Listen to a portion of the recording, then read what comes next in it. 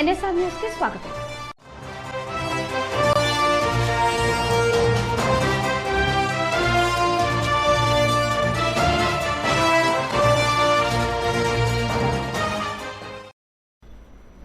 ప్రజావాణి కార్యక్రమంలో వివిధ సమస్యలపై ప్రజల నుండి వచ్చిన దరఖాస్తులను వెంటనే పరిష్కరించే విధంగా ఆయా శాఖల అధికారులు చర్యలు చేపట్టాలని జిల్లా కలెక్టర్ సిక్తా పట్నాయక్ అన్నారు. హన్మకొండ జిల్లా కలెక్టరేట్లోని సమావేశపు హాల్లో సోమవారం ప్రజావాణి కార్యక్రమాన్ని నిర్వహించారు. ఈ సందర్భంగా కలెక్టర్ సిక్తా పట్నాయక్, అదనపు కలెక్టర్లు రాధికా గుప్తా, మహేందర్ జీ, ఇతర శాఖల అధికారులు ప్రజావాణి కార్యక్రమంలో ప్రజల నుండి వచ్చిన 60 దరఖాస్తులను స్వీకరించారు. కలెక్టర్ మాట్లాడుతూ ప్రజావాణి దరఖాస్తుల పరిష్కారానికి సత్వరం చర్యలు తీసుకోవాలని అధికారులకు సూచించారు. ప్రజావాణి సమస్యలు పెండింగ్ లో ఉండకుండా చూసుకోవాలన్నారు. ఈ కార్యక్రమంలో జిల్లా వైద్య ఆరోగ్య శాఖ అధికారి doctor Sambasivarao, minority welfare officer మేన శ్రీను, పరిశ్రమల శాఖ జిల్లా మేనేజర్ హరిప్రసాద్, మైనింగ్ విభాగం ఏడీ నర్సిరెడ్డి, జిల్లా సంక్షేమాధికారి మధురిమ, మెప్మా పీడీ బద్రునాయక్, ఇతర శాఖల అధికారులు పాల్గొన్నారు. తేజ మిర్చి క్వింటాకు 20,100 మార్కెట్లో పలుకుతుండగా కేవలం 15,000 నుంచి 17,000 క్వింటా చొప్పున రైతుల నుండి కొనుగోలు చేస్తున్నారని ఆరోపిస్తూ వరంగల్ ఏనుమముల వ్యవసాయ మార్కెట్ ముందు మిర్చి రైతులు ధర్నా నిర్వహించారు. వరంగల్ వ్యవసాయ మార్కెట్లో మిర్చి రైతన్నలు ఒక్కసారిగా ఆగ్రహం వ్యక్తం చేశారు. ధర్నా చేయడంతో భారీగా ట్రాఫిక్ నిలిచిపోయి తీవ్ర అంతరాయం కలిగింది. స్థానిక పోలీసులు సంఘటన స్థలానికి చేరుకుని మార్కెట్ అధికారులు రైతులతో చర్చలు జరిపే విధంగా హామీ ఇచ్చి ధర్నాను విరమింపజేశారు. వ్యవసాయ మార్కెట్లో అధికారులు, వ్యాపారులు సిండికేట్ గా మారి రైతులను మోసం చేస్తున్నారని ఆగ్రహం వ్యక్తం చేశారు. సరైన మద్దతు ధర ప్రకటించకుండా రైతులను మోసం చేస్తున్నారని ఏనుమముల మార్కెట్ అధికారులు రైతులకు గిట్టుబాటు ధర కల్పించాలని ఆందోళనకారులు డిమాండ్ చేశారు. 21,100 పడ్డది. పడితే దాని డిప్రెషన్ ఎంత అంటే ఒక 500 అయినా 1000 అయినా తగ్గాలి. కానీ మంచిగా ఉన్న క్వాలిటీను తక్కువ రేటుకు అడుగుతారు. 10,000కు, 12,000కు, కనీసానికి 13,000, 14,000కు. మంచి లేని వాటిని మరి 19,000, 18,000కు అని రేటు పలుకుతుంది. దానివల్ల ఏంటంటే మాకు న్యాయం జరగాలి. అంటే అదే నల్లి, దానివల్ల వర్షం వచ్చి మొత్తం ఆగం అయిపోయింది చేను. దాని తర్వాత ఏంటంటే రైతులు ఏం లేదు, ఆత్మహత్య చేసుకొని బతకాల్సిందే కదా.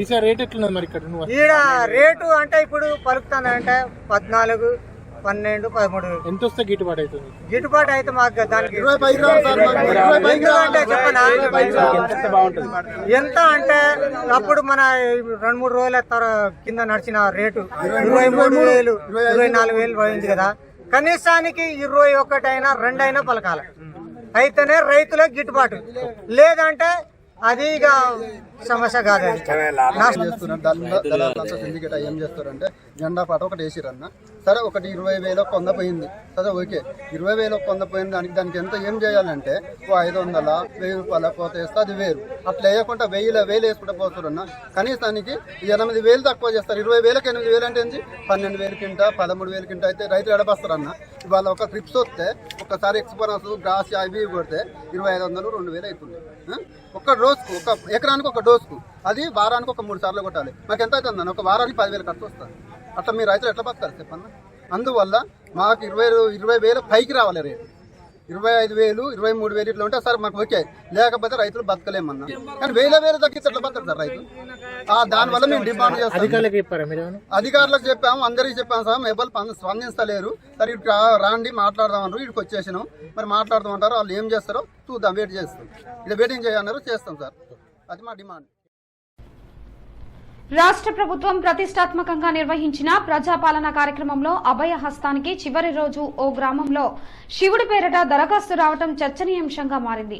హన్మకొండ జిల్లా భీమదేవరపల్లి మండలం ముత్తారం గ్రామంలో దరఖాస్తుల స్వీకరణకు చివరి రోజు శనివారం రోజున గ్రామానికి చెందిన ఏనుగు వెంకట సురేందర్ రెడ్డి శివుడి పేరిట దరఖాస్తు చేశాడు. దరఖాస్తుదారుడి పేరు శివయ్య, భార్య పేరు పార్వతీదేవి, కుమారులు కుమారస్వామి, వినాయకుడిగా రాశాడు. దరఖాస్తు ఫారం మీద శివుడి ఫోటోను అంటించాడు. పుట్టిన తేదీ 12వ శతాబ్దం అని రాశాడు. అందులో మహాలక్ష్మి, రైతు భరోసా, ఇందిరమ్మ ఇళ్లు, గృహజ్యోతి, చేయూత పథకాలకు దరఖాస్తు చేసినట్లు ఉంది. అధికారులు దరఖాస్తు ఫారం తీసుకుని రసీదు కూడా ఇవ్వడం గమనార్హం. ఈ దరఖాస్తు విషయమై గ్రామస్తుడు సురేందర్ రెడ్డిని సంప్రదించగా గ్రామంలోని త్రికుటేశ్వర ఆలయం అభివృద్ధికి నోచుకోలేదని, ఆలయం అభివృద్ధి కోసమే ప్రజాపాలన కార్యక్రమంలో దరఖాస్తు ఫారం ఇచ్చానని తెలిపారు.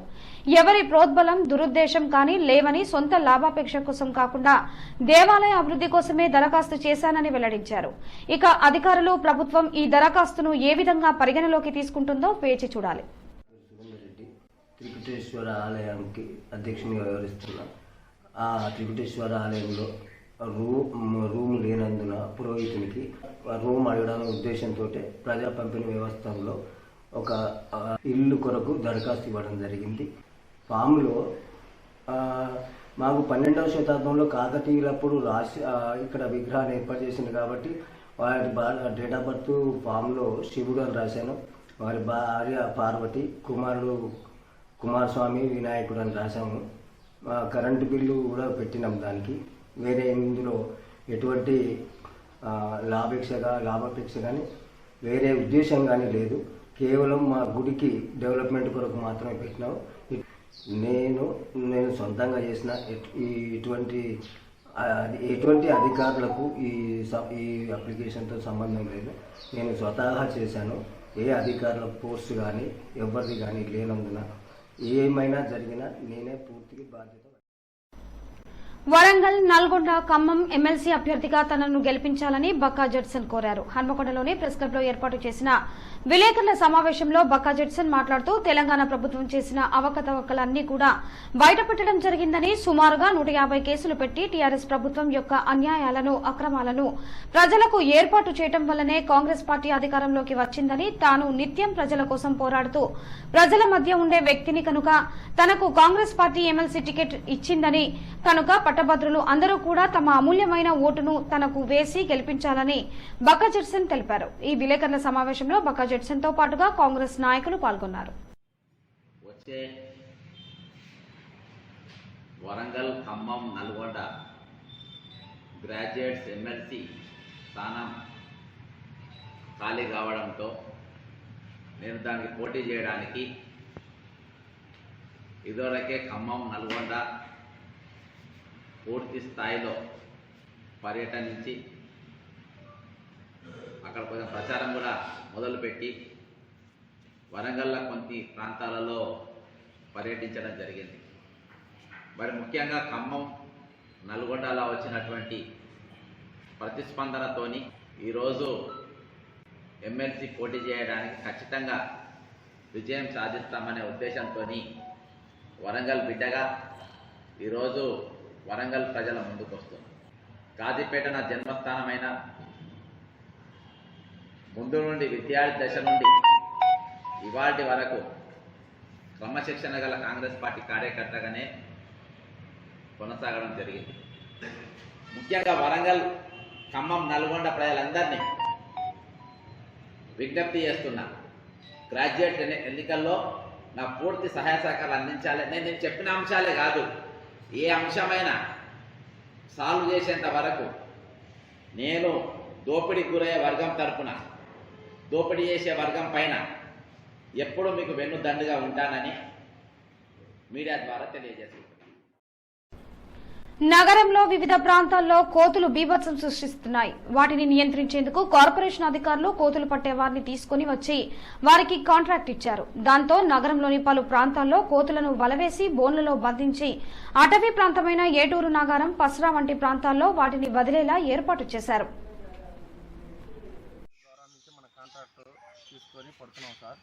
ఈ మన ప్రజల్ని ఇబ్బంది పెడతా, బాగా ఇళ్ల మీద పోయి కురుకుతా, పిల్లలు స్కూల్ పిల్లలు బ్యాగులు క్యారేజీలు లాక్కుంటా ఇబ్బంది పడుతున్నాయి. మన ప్రజలు మన కంప్లైంట్ చేస్తే ప్రతి ఒక్క డివిజన్ పరిధిలో ఈ కోతుల్ని, ఇబ్బంది పెట్టే కోతుల్ని మనం సురక్షితంగా తీసుకుపోయి ఏటూరు నగరం ఫారెస్ట్లో విడిచిపెడుతున్నాం సార్. ఇట్లాగా మన మున్సిపాలిటీ, మన commissioner sir, health officer sir వీళ్ళందరూ మన దగ్గరుండి, అందరూ జవాన్ల ద్వారా, ఇన్స్పెక్టర్ల ద్వారా దగ్గరుండి ప్రతి ఒక్క వార్డులో కార్పొరేటర్ సార్ వాళ్ళు దగ్గరుండి పట్టిస్తున్నారు సార్. అట్లా పళ్ళు, ఫ్రూట్స్ మొత్తం పెట్టి మనుషులు ఇబ్బంది పెట్టకుండా దూర ప్రాంతంలో తీసుకుపోయి ఏటూరు నగర ప్రాంతంలో నీళ్లు వసతి ఉండే దగ్గర ఇచ్చిపెడతాం. దాన అరటిపళ్ళు, పుట్నాలు, కూరగాయలు అన్ని వంకాయలు, టమాటాలు ప్రతి ఒక్క ఫ్రూట్స్ వేసి బాగా నీట్గా సాకి ఒక 3-4 రోజులు పట్టి ఒకటేసారి లోడ్ ఎత్తి మన ఏటూరు నగర పార్కులో జంగాల్లో ఇచ్చిపెడతాం. కాకతీయ విశ్వవిద్యాలయంలో కాంట్రాక్ట్ అధ్యాపకునిగా పనిచేస్తున్న మధు మృతికి కాకతీయ విశ్వవిద్యాలయంలోని 4 అధికారులే కారణమంటూ కుటుంబ సభ్యులు ఆరోపించారు. మధు భావన డిజిటల్ అనే ఫ్లెక్సీ ప్రింటింగ్ మరియు ఇతర ప్రింటింగ్ ఏర్పాటు చేసుకుని జీవనం కొనసాగిస్తున్నాడు. అందులో భాగంగా కాకతీయ యూనివర్సిటీకి సంబంధించిన కొన్ని పెండింగ్ బిల్లులు ఉండగా బిల్లులు సరైన సమయానికి చెల్లించకపోవడంతో మధుకు ఆర్థిక భారం ఏర్పడింది. సుమారుగా 20 లక్షల వరకు కాకతీయ యూనివర్సిటీ నుండి మధుకు రావాల్సి ఉంది. ఎప్పుడు అడిగినా సరైన సమాధానం చెప్పక లంచాలు అడగడంతో అవి ఇవ్వలేక మధు చనిపోయాడని కుటుంబ సభ్యులు మరియు విద్యార్థి నాయకులు తెలిపారు. అంతేకాకుండా మధు శవయాత్రను కాకతీయ విశ్వవిద్యాలయం గుండా పోనిచ్చి పరిపాలనా భవనం ముందు ఉంచి నినాదాలు చేయడంతో పోలీసులు రంగప్రవేశం చేసి తిరిగి శవయాత్రను కొనసాగింపచేశారు. 4 రోజుల ముందే అంటే అందరన్నా కానీ సార్ చూసుకుంటా అన్నాడు కదా, చేసినాం కానీ మా దగ్గర ఏ ప్రూఫ్ లేదని సరే నిమ్మలం చెప్తారని మే నుంచి ఇప్పటిదాకా ఆయన ఎన్ని లోపల ఎంత బాధపడ్డాడో కానీ మాకు తెలియలే. లోపలనే కుమిలిపోయిండు వీడికి ఆఫీస్కి నాకు ఒక్కనాడు తెలియలే. నేను మంచి ఆయన ఎట్లా పడ్డాడని అయ్యా మాకు ఎక్కడ దాకా వచ్చిందో తెలియదు, ఇచ్చిండో తెలియదు, ఇయ్యలేదో తెలియదు. కానీ మా పరిస్థితికి ఇట్లా అయింది. మా చేతిలో రూపాయి లేదు. నేనున్న బంగారం అంతా పెట్టినా ఇళ్ళనే పైసలన్నీ నీళ్ళనే పెట్టినా. నాకు ఇయ్యాలి అడగడానికి ఎవరు లేదు. నేను చెప్పుకుంటాను వచ్చినాను నా ముఖం చూసి నాకు ఇవాళ కొన్ని పైసలు ఇవ్వండి, బిల్లుల తర్వాత చూసుకోర్రు అని నేను అడిగినా. సరే అమ్మ రేపు ఇద్దాం పన్ను, రేపు వద్దు సార్ పడి ఒక్కరోజు అయిపోయింది ఇంకో రోజు ఆగుతాయి. ఆయన పోయినాక మీరు ఇచ్చి నాకెందుకు ఎవరికి ఏం పుణ్యానికి అడుగుతలేరు కదా. ఆయన పాపం 24 గంటలు కష్టపడి తెచ్చుకున్న టిఫిన్ కూడా తినకుండా పని చేసి ఇక్కడ అన్ని బోర్డులు పెట్టిపోయిండు. ఆయనకు న్యాయం చేయరా? ఆయన కష్టపడ్డ పైసలే ఇవ్వంటారు. ఎవరి ఇంట్లోకి వెళ్ళి ఎవరైతే ఇవ్వని అంటలేరు కదా. ఆయన కష్టపడ్డాయే ఇవ్వంటారు. తర్వాత మళ్ళీ ఎవరిస్తారు? ఇప్పుడు ఈ ఛాన్స్ అయిపోయినాక తర్వాత ఎవరిస్తారు? ఆమె ఎడికని తిరుగుతుంది ఆడామె. ఆ చిన్న పిల్లల్ని వేసుకొని ఎక్కడ తిరుగుతుంది ఆడామె. అక్కడ ఎవరు రెస్పాండ్ ఇస్తారు ఆమెకు? ఇవ్వాలి. ఇవి మాత్రం ఇవ్వకుంటే ఇక్కడి నుంచి ఏం కదిలేదు లేదు. రేపటి వరకు కూడా ఇక్కడనే ఉంటారు అంతే. ఎవరైనా ఎక్కడైనా డ్యూటీ చేసిన పైసలు సరిగానైతే తీసుకుంటారు కదా ఎవరు జీతాలు వాళ్ళు. 1 నెల 2 నెలలు ఎన్ని రోజులు ఆగుతారండి? ఆయనకు ఆరోగ్యం బాగాలేకుండా కూడా ఆమె వచ్చి అడిగిందట. అడిగినా కూడా దానికి రెస్పాండ్ ఇవ్వలేదట. డాడీ సైడ్ బిజినెస్గా భావన డిజిటల్స్ అనే పేరుతో బ్యానర్స్ కానీ బోర్డ్స్ కానీ చేశారు. మొన్న రీసెంట్గా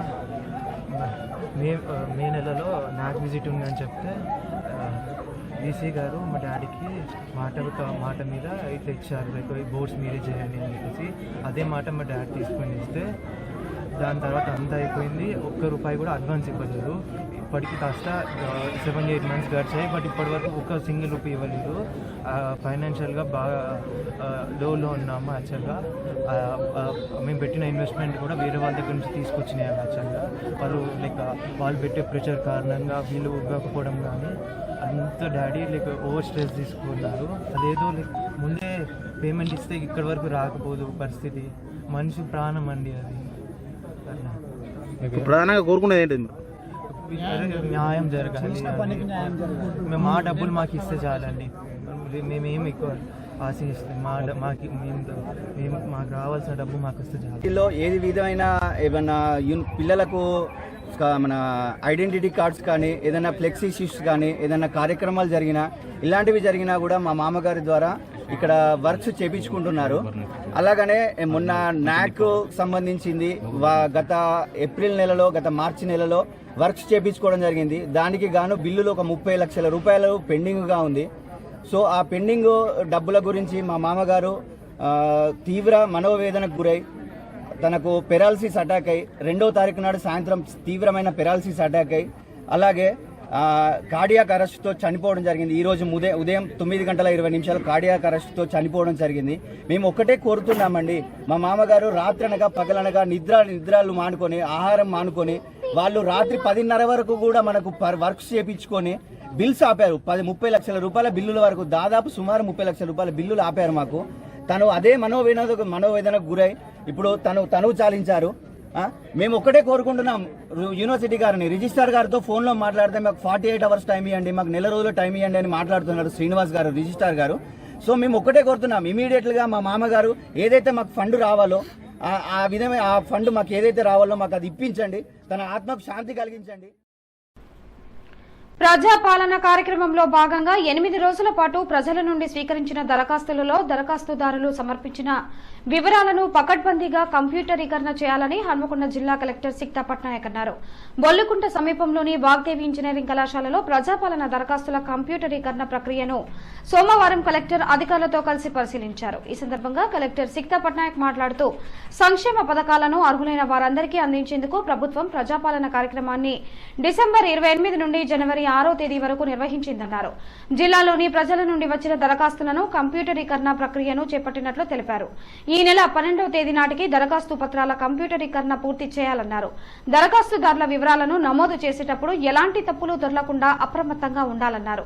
దరఖాస్తుదారులు ఏ పథకాలకు దరఖాస్తు చేసుకున్నారో ఆ వివరాలన్నీ నమోదు చేయాలని సూచించారు. గడువులోగా ప్రక్రియ పూర్తి చేయాలన్నారు. ఈ సందర్భంగా కంప్యూటరీకరణ ప్రక్రియ చేస్తున్న వారితో కలెక్టర్ మాట్లాడారు. హన్మకొండ జిల్లా హసన్పర్తి గ్రామ శివారు పెద్ద చెరువు వద్ద వరంగల్ నుండి కరీంనగర్ వెళ్తున్న ఆర్టీసీ బస్సు తాటి చెట్టుకు ఢీకొట్టడంతో ప్రమాదం జరిగింది. బస్సులో 50 మంది ప్రయాణికులు ప్రయాణిస్తుండగా అందులో ఒక గర్భిణి ఉన్నట్టు తెలుస్తోంది. కాగా ప్రమాదంలో 20 మందికి గాయాలయ్యాయి. గాయపడ్డ వారిని 108 అంబులెన్స్ వాహనాల ద్వారా చికిత్స నిమిత్తం గాయాలైన వారిని వరంగల్ ఎంజీఎం ఆసుపత్రికి తరలించారు. నగరంలోని వివిధ ప్రాంతాల్లో ప్రజలను ఇబ్బంది పెడుతున్న వానరాలను కార్పొరేషన్ అధికారులు నిర్మానుష్యమైన అడవి ప్రాంతంలో వదిలిపెట్టేందుకు ఏర్పాట్లు చేశారు. కానీ ఒకే బోనులో అన్ని వానరాలు ఉండడంతో అవి ఒకదానిని ఒకటి కరుచుకోవడంతో వాటికి భయంకరమైన పుండ్లు ఏర్పడినవి. దాంతో వాటికి విపరీతమైన బాధ ఏర్పడుతుంది. కానీ వాటిని పట్టించుకున్న నాదుడే లేడు. పట్టిన వాటిని వెంటనే అడవుల్లో వదలడం గాని లేదా బోన్లో ఎక్కువగా ఏర్పాటు చేసి వాటిని విడివిడిగా ఉంచడం వల్ల ఇలాంటి ప్రమాదం జరగకుండా ఉంటుందని పలువురు అభిప్రాయపడుతున్నారు.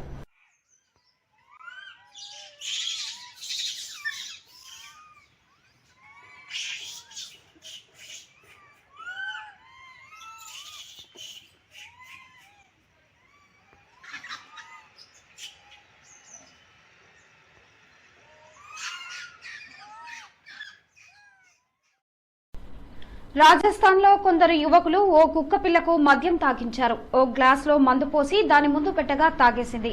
దీనికి సంబంధించిన వీడియోను యువకులు సోషల్ మీడియాలో పోస్టు చేశారు. అయితే ఆ వీడియో కాస్త పోలీసుల కంటపడగా తీవ్రంగా స్పందించారు. ఈ ఘటనను తీవ్రంగా పరిగణిస్తున్నామని, సదరు వ్యక్తులపై కఠిన చర్యలు తీసుకుంటామని పోలీసులు హెచ్చరించారు.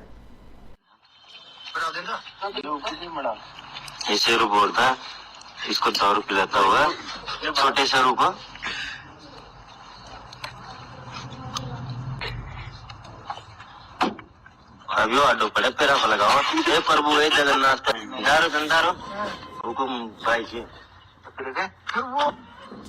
अब कर रहे कैसे करो शुरू चिल चिल कैसे करे तू कर भी लेंगे भाई बोल रही हूँ बड़ा देना నాగసాయి చంద్ర హెల్పింగ్ హ్యాండ్ కోర్ కమిటీ ఆధ్వర్యంలో రూపొందించిన 2024 వార్షిక క్యాలెండర్ను ప్రారంభించిన పోలీస్ కమిషనర్ అంబర్ కిషోర్ ఝా. నాగసాయి చంద్ర హెల్పింగ్ సభ్యులు గత కొంతకాలంగా ఎన్నో స్వచ్ఛంద కార్యక్రమాలను చేపట్టారు. మీరు ఇంకా ముందు ఎన్నో మంచి స్వచ్ఛంద కార్యక్రమాలు చేయాలని వారు కోరారు. ఈ రోజున వరంగల్ పోలీస్ కమిషనర్ అంబర్ కిషోర్ ఝా కార్యాలయంలో హెల్పింగ్ హ్యాండ్ కి సంబంధించిన 2024 వార్షిక సంవత్సరం క్యాలెండర్ను పోలీస్ కమిషనర్ చేతుల మీదుగా ఆవిష్కరించారు. ఈ కార్యక్రమంలో హెల్పింగ్ హ్యాండ్ అధ్యక్షులు నంగునూరి చంద్రమోహన్, డాక్టర్ పోలిశెట్టి విష్ణువర్ధన్, ఎస్ కుమారస్వామి పాల్గొన్నారు. జిల్లాలో గ్రంథాలయాల అభివృద్ధికి శాయశక్తులా కృషి చేస్తున్నట్లు హన్మకొండ జిల్లా గ్రంథాలయ సంస్థ చైర్మన్ అజీజ్ ఖాన్ తెలిపారు. హన్మకొండ పబ్లిక్ గార్డెన్ ప్రాంతంలో గల జిల్లా గ్రంథాలయంలో హన్మకొండ జిల్లా గ్రంథాలయ సంస్థ చైర్మన్ మహమ్మద్ అజీజ్ ఖాన్ వీడ్కోలు అభినందన సమావేశ కార్యక్రమాన్ని ఘనంగా నిర్వహించారు. కార్యక్రమంలో సభ్యులు సముద్రాల మధు, గ్రంథాలయ సంస్థ కార్యదర్శి శశిజాదేవి, ఉద్యోగులు, సిబ్బంది కరుణకుమారి, విశ్వనాథం, నిఖిల్, రాజేష్ తో పాటు పాఠకులు అధిక సంఖ్యలో పాల్గొన్నారు. ఈ సందర్భంగా గ్రంథాలయ సంస్థ చైర్మన్ అజీజ్ ఖాన్ మాట్లాడుతూ 6 సంవత్సరాలు గ్రంథాలయ సంస్థ చైర్మన్ గా ప్రజలకు సేవలు అందించడం సంతృప్తినిచ్చిందని అన్నారు. జిల్లాలో గ్రంథాలయాలను అభివృద్ధి పరచడంలో శాయశక్తులా కృషి చేయడం జరిగిందని ఆయన అన్నారు.